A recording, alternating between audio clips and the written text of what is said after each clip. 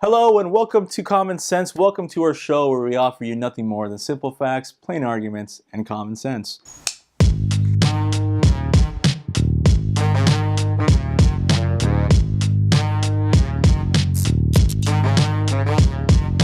I'm your host, Waleed Rahman, aka the Afghan Jay Leno. So insulting! I gotta take that one on the chin. Anyways, the topic of today's show is the portrayals of Muslims in the media. Now, there's no mistaking that Islam and Muslims in America have a PR problem. They're being targeted and singled out because we've let fear and hate divide us in ways contradictory to the ideals of America. I mean, just look at the news. I think Islam hates us. I would not advocate that we put a Muslim in charge of this nation. It's time to wake up and smell the falafel. Yeah, I know. Now, I'm going to try to stay the course and talk specifically about the media and not the defective Oompa Loompa.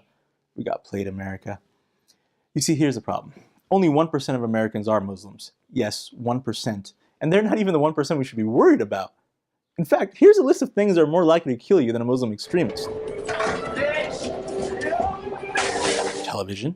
Yes, televisions kill 176 people annually. It's 55 times more likely to kill you than a Muslim extremist. Fireworks.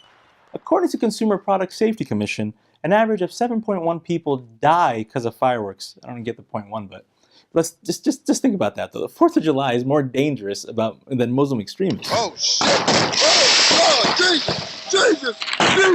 Lord Jesus! Not surprisingly, the police are 312 times more likely to kill you than a Muslim terrorist. Choking. And we're not even talking about the Golden State Warriors, because you know they got it this year.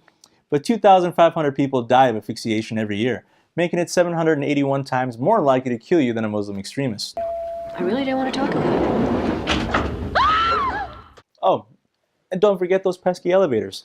They kill 27 Americans per year. And lastly, painkillers kill an average of 16,060 Americans a year, making the pharmaceutical companies 5,019 times more dangerous than a Muslim terrorist. Folks, these are more serious problems we need to be focused on. As you can see, the fear of Muslims is unsubstantiated, but it's nothing new in the media. From the inception of motion pictures, Muslims have been stereotyped as villains or victims in need of saving. There's no balanced representation in the media. Remember when we said that Muslims make up 1% of the American population? In fact, according to the Public Religion Research Institute study, 57% of Americans know very little about Islam, while 26% know nothing. And those numbers haven't really changed in 30 years. The majority of Americans don't even know a Muslim, and they form the perception through what they see in the media. And it all starts at a very young age. I mean, just listen to the original opening for Aladdin, which was edited out when it was released in home entertainment. Oh, I come from a land, from a faraway place, where the caravan camels roam, where they cut off your ear if they don't like your face. It's barbaric, but hey, it's home. Wow, just indulge me here. Aladdin is a kid's film. Many kids, like I said earlier, formulated their opinions on Muslims and Arabs based on this film. And Aladdin starts off as native, but as the film progresses, he becomes more westernized. Jasmine and Aladdin are also the only two human characters with American accents. All of this sends a message that the West is superior to Middle Easterners. Here's the thing, though. If you're a Muslim actor, then there's a 99% chance you're playing a terrorist at some point in your career. I mean, present company included. Trust me, I would know.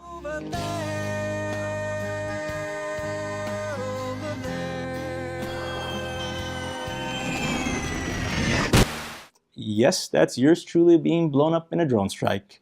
See, the news, film, television, print, social media, no matter what form of mass communication you use, you're going to be bombarded with anti-Islamic sentiment. Whether it's done consciously or not, from the White House on down, we've literally been transported back to the Dark Ages. You see, HBO, this is what happens when you delay Game of Thrones. Ironically, a show that has a wall, and look what happened there. Now, listen to a former national security advisor giving an interview last year to Business Insider. Islam is a political ideology based on a religion. So this is a political system that we are facing, and we must defeat this political system. Isms that we faced over the last 75 years, Nazism, fascism, communism, that now it's radical Islamism. Now, I'm going to stop you there.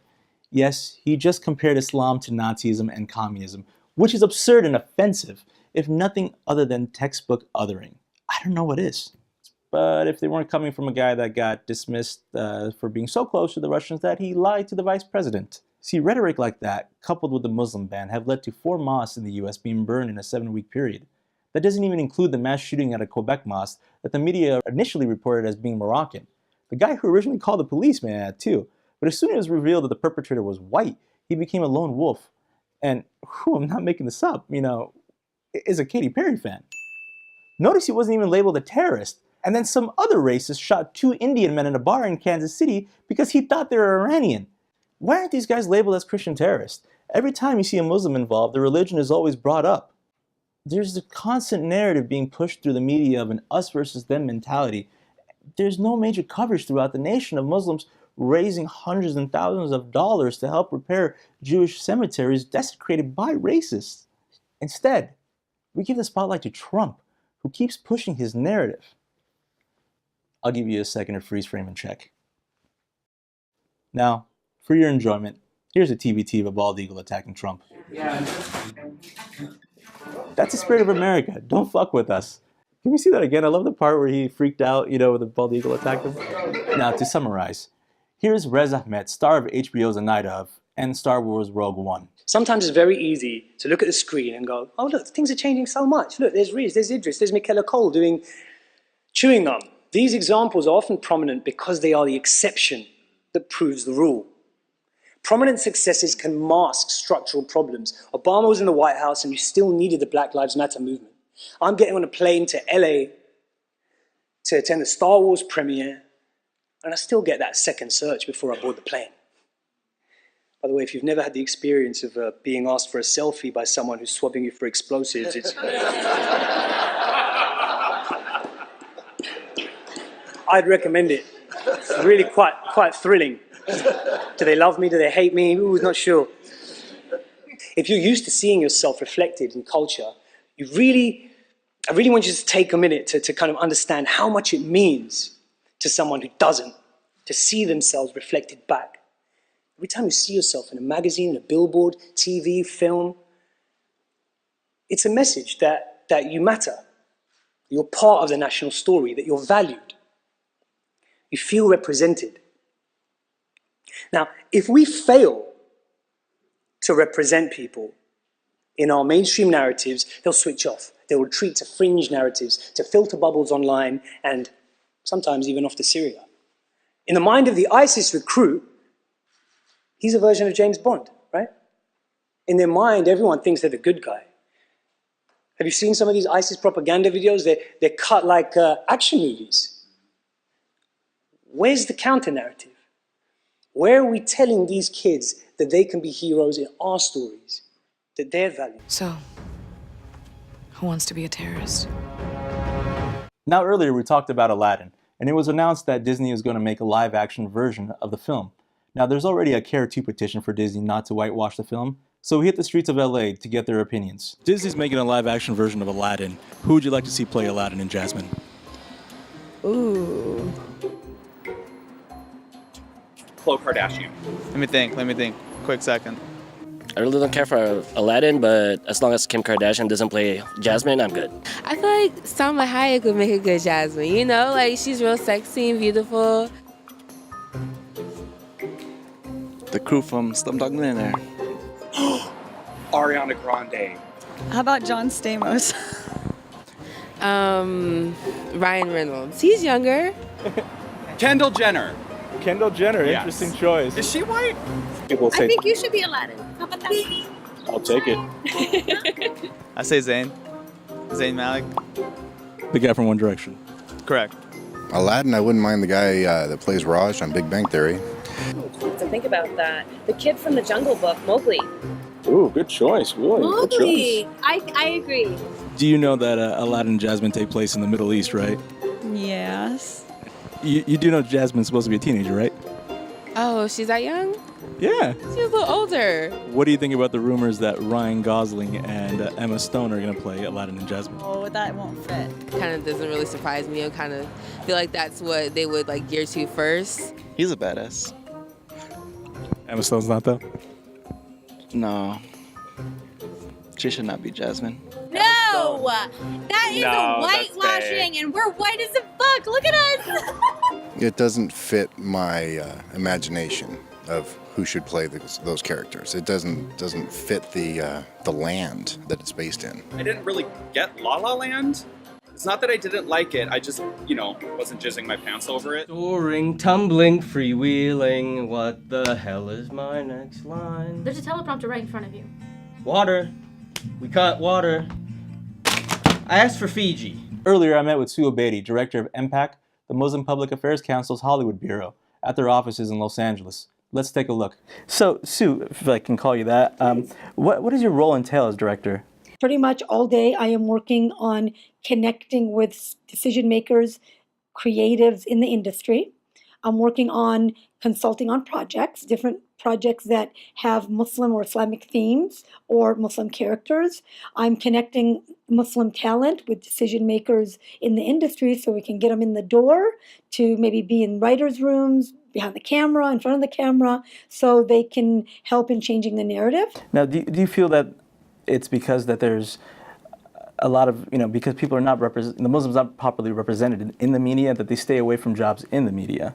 The struggle is that even though they want us to be good guys, they want us to be good guys after creating a cloud of suspicion in stories. Okay. So that's kind of like, okay, the Muslim is going to be the hero, maybe, but only after we, put him through the ringer, and there's a black cloud, and he's going to be innocent, and maybe not even the hero. He'll just be innocent. If you look into media, since the beginning, we've Muslims, myself included, we've always been sort of marginalized and been treated as others. Yes. How do you? A lot of Americans get, Muslims only account for 1% of the nation. Correct. And a lot of their opinions, like from people like in the Midwest, from like these small town, like, something Falls in Kansas, Yeah. they don't know any Muslims. Right. And they get their opinions from watching these TV shows. I think there is a direct correlation, because if the industry doesn't have a resource to go to, then they're going to reach out to other people. So if there aren't any, Arab or Afghan actors, or they might go to a Hispanic actor that may look Middle Eastern or Afghan, right? But as we enter the industry and we give the industry resources and choices, of course it's going to change. It's happening now. I continued our little trip to Universal Studios to meet with writer-producer Rashad Rassani, whose work includes Allegiance, Burn Notice, Shades of Blue, and White Collar.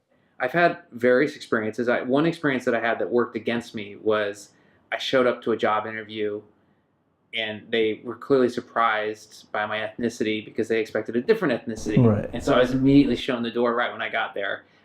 So that was sort of a reverse discrimination. But I think a lot of what I went through when I was applying for things, obviously a lot of times this discrimination that affects you the most is the ones you don't see because your resume just never goes anywhere and you'll never know it. So a lot of it was also me thinking that I was being discriminated against. And so actually when I first started writing, I titled all my scripts R.K. Raisani, not even realizing that the Raisani was giving me away anyway. But, so it's hard for me to kind of separate sometimes what was me anticipating a prejudice and versus what actually happened. What are some of the struggles that you face writing roles for Muslims? Well, I have to answer. I don't know. And maybe this is part of the issue, is I don't know how many times I've ever written a role for a Muslim, to be honest, who wasn't an adversary and wasn't, basically, a bad guy. Because these are none of these shows are shows I created or had any hand in. I'm a staffer on the show, and you break a story within the context of it. And I think omission is the biggest. Interesting. Now, do you feel like that Hollywood, we talked about, do you think Hollywood furthers the stereotypes? Well, I think they're mimicking how they think their audience perceives how life is, maybe sometimes. I do think that the last 10 years, since I've even been working as a writer, we've made great strides. So I think that's the big step, is to get them into the pilots, in TV at least. As characters who have something to do other than be Muslim. You know what I mean? That can be part of their biography. And they can, just as you don't have Christian characters or white characters or black characters who are defined by the fact on a show that they are black or white or Christian or whatever, or Jewish. Whereas we're still in the place now where if there's a Muslim character, it's always like, wow, look how Muslim this Muslim character is. So the more we can kind of get them into shows and have it be a fact of life that they are Muslim, but that doesn't necessarily define them. So you believe that a Muslim can make money in the box office? Oh, for sure. I just think we haven't. I mean, Omar Sharif already did it. Like 40 years ago, 50 years ago. So it can be done, but I think systemically, and it starts smaller. It starts with the third and fourth characters on TV shows who are regulars, but maybe not the star at the beginning. And you allow them to start popping off, like on The Night Of, you have an actor who springs out of a role and suddenly people say, oh, he can really act and he's got an interesting, presence. Let's put him in Rogue One, or let's put him in, and that's how you slowly with each, or Mindy Kaling is another example of somebody who had a small a minor role on The Office, and people responded to her talent and her, she took that opportunity and expanded it. So I think you just need to have that happen 1,000 times over, and that will take a little bit of time. I do think we're in a moment of transition in a good way, but I think we're at the beginning of it, so it still feels darker than it does light. And for those of you that still don't get it, here's a musical recap. Orientalism is a Western mechanism coined by my boy Saeed, a Palestinian breed. He said, and I quote, a way of coming to terms with the Orient that is based on the Orient, special place in your Western experience. I'm afraid from China to Syria, Western media crying hysteria, big beards, brown skin, cloaked in jewels, only to end up deceived, looking like fools against a Western protagonist. Indiana Jones ain't the only one to top that list. Cut off the heel, and if the shoe fits, milk it.